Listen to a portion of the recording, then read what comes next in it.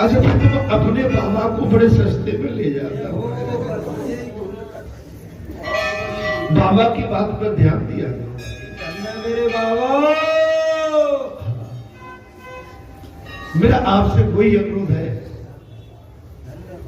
कोई भी हमसे कई चूक होती है तो चूक को हमको अपने दायरे में खत्म कर देना चाहिए। अगर चूक आगे रहेगी तो फिर समझ लो कि बहुत बड़ा उसका जो है रूप व्यापक होता है, और व्यापक रूप कभी अच्छा नहीं माना गया, न शास्त्रों में माना गया है, न संस्कृति में माना गया है, न वेद में शास्त्र में माना गया है। जैसे मैं प्रातः काल की कथा के माध्यम से आप सबके सम्मुख कह रहा हूं कि इस समय प्रयाग में जो दो संत अड़े हुए हैं तो ये द्वंद अच्छा नहीं है, ये व्यापक हो चुका है, इसमें राजनीति हावी हो गई है, इसमें राजनीति आ गई है। अब जहां राजनीति इन्वॉल्व हो जाए वहां तो विनाश होगा ही नहीं।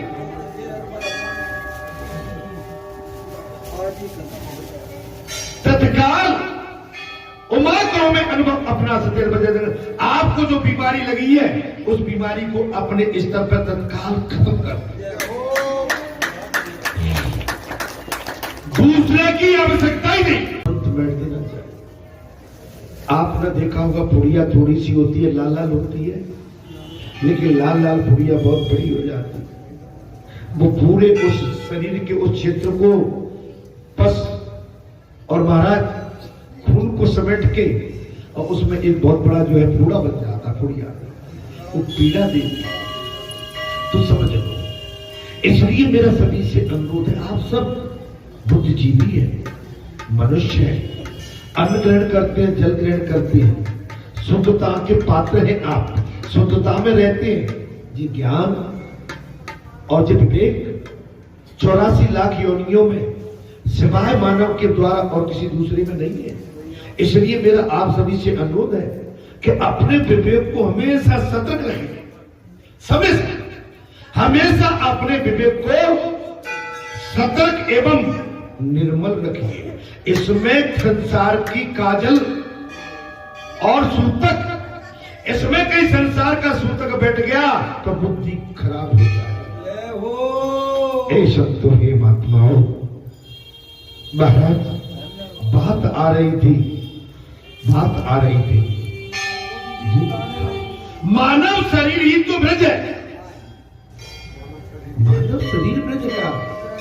आप जैसे चाहो इसको हरा भरा आनंद में, प्रफुल्लित खुशहाली में, बढ़िया चैन के, ललक के, हंस के आनंद से निकालो, और चाहो तो इसे फिर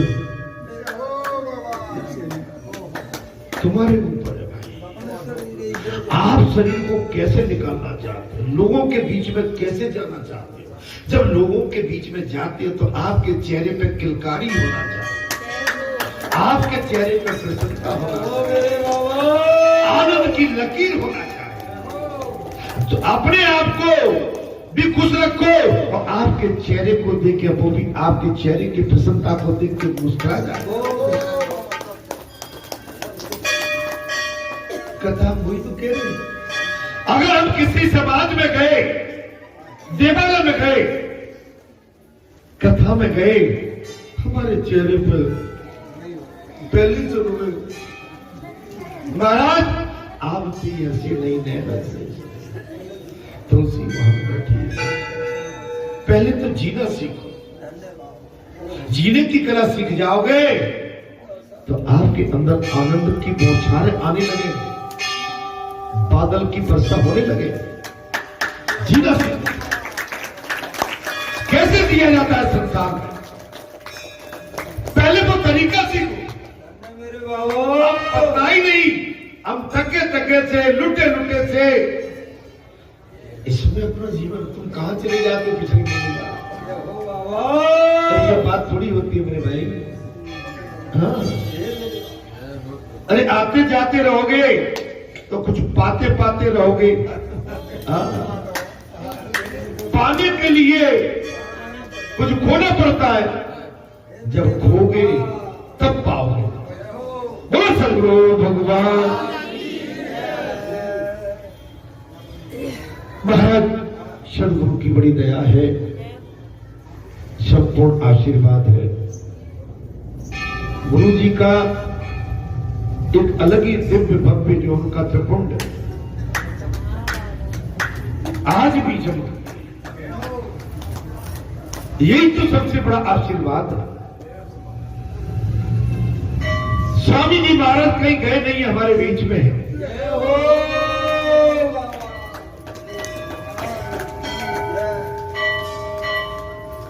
इनसे हम महाराज, हमारा आपने हमको शिष्य बना के हमारा जीवन सफल है। ऐसी महामूर्ति, दिव्य मूर्ति, भव्य मूर्ति, भागवत भूषण,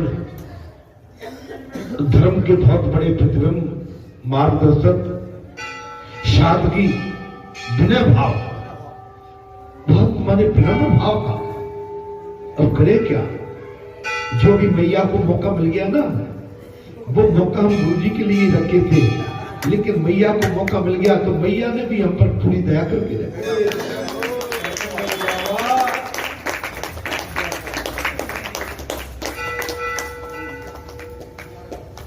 जीवन तो आना जाना है, आता जाता रहेगा। भगवान से यही प्रार्थना करेंगे जब भी जीवन मिले ऐसे संतों का जमावड़ा हो, भक्तों का जमावड़ा हो, और बालाजी का घाट हो, और बालाजी का आंगन हो।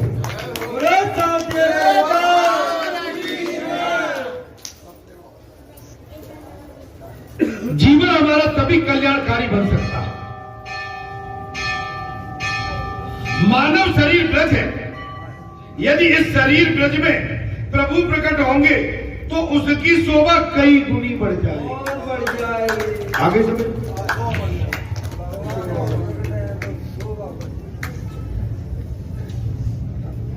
अब मैं तुझे ही कहूंगा, हमेशा भाई बुद्धि बड़ी रखो।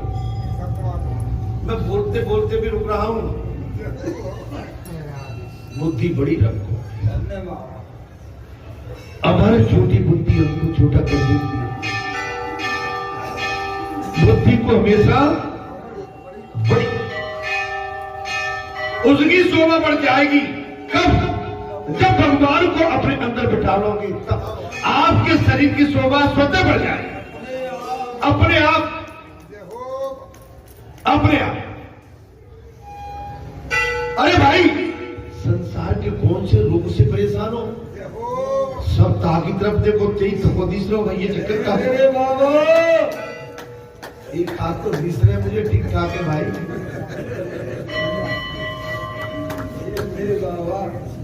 ऐसा कहा रोग लग गो मेरे भैया, तुम्हारा कहा खुल गो।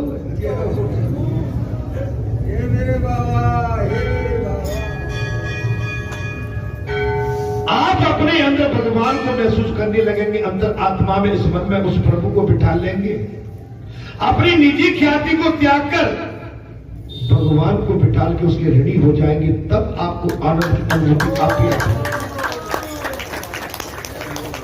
हम आप आए तो कथा में भी जाते हैं, भागवत में भी जाते हैं, द्वार दरबार में भी जाते हैं, शादी ब्याह में भी जाते हैं, वहां भी हम ठकुराइश में साथ। जब तक जी मटक और जी ऐठन हमारी कम नहीं होगी, कहीं भी गए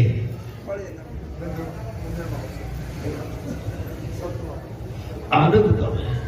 भगवान इस आकृति को स्वयं अपनी ओर आकर्षित करके अपने अंदर उसको सजा के बिठा दिया। माने अकड़ते हुए आदमी की कोई कीमत नहीं है। अकड़ हमेशा आदमी को छोटा करती है। और जब देखिए महाराज, मानव शरीर तो ब्रज है। मैं तो आपको कथा इसलिए कह रहा हूं, आपके मानव शरीर में आनंद, प्रसन्नता, किलकारियां। आप जो कह रहे थे तो असरे व्यस्त। अरे संसार बैरी होता है, इस संसार से भी सब बच के रहिए। यदि शरीर में ब्रज प्रभु प्रकट होंगे महाराज उसकी शोभा आपके शरीर में आपिया पड़ता।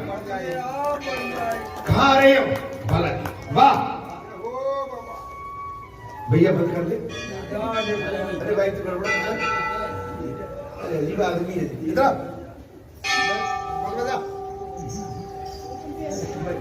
उस अरे बच्चा नहीं है, उसकी कीमत बढ़ जाएगी, उसकी जयकार होगी।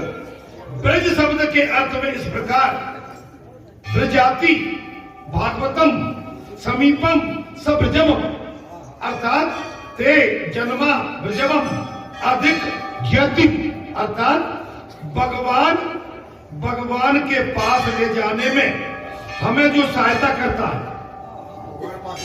भगवान के पास ले जाने में जो हमारा सहायक बनता है, वैसा वही शरीर ब्रज बन जाता है। अब देखिए भाई, आपको बालाजी लेके आए, कितना अच्छा ब्रज लग रहा है कि नहीं? जब संतों का भक्तों का जमावड़ा हो, आप हमारी सभी माताएं साधु वेश में, हमारे आप संत समाज संत वेश में, पंच समाज पंच वेश में, जब ये सब एक जगह आते हैं तब उसको हम उसका आनंद जब उमड़ता है उसी को ब्रज कहते हैं।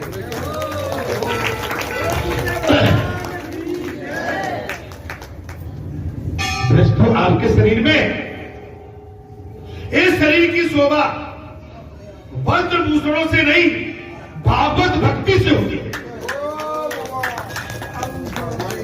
भक्ति से तो अपने आप बढ़ जाए। आभूषणों से नहीं, भगवान की भक्ति से, भजन से, कीर्तन से, सद्मार्ग से, सत्य मार्ग से। अब शरीर में आपके में ऐसा शरीर है, उस पर आप कितने भी मूल्यवान वस्त्र लटका लो, मूल्यवान शोभा नहीं देगा। शरीर आपका भगवान भक्ति से भरपूर है, वही शरीर वो शोभा देगा। कब? आपके त्रिपुंड से तेज निकल रहा है, आपकी वाणी से सरस्वती बरस रही है, आपकी आंखों से सूर्य की किरणों की तरह गति आ रही है, तब तो बात बनेगी। आप कितने भी तगड़े मोटे हो, लेकिन आंखें टिपटिपाए, आंखों में भी तेज होना चाहिए। आंखों में तेज, मन में तेज, शरीर में तेज, गति में तेज कब आएगा? जब भगवान को अंदर बिठा लेंगे तब। ये मानव शरीर से नहीं, भगवान भजन से आए, भगवान भजन से आए। प्रभु भगवान के पास ले जाने में हमें सहायता मिलती है, वैसा ये शरीर भी ब्रज ही है। इस शरीर की शोभा वस्त्र आभूषणों से नहीं भागवत भक्ति से बढ़ती है,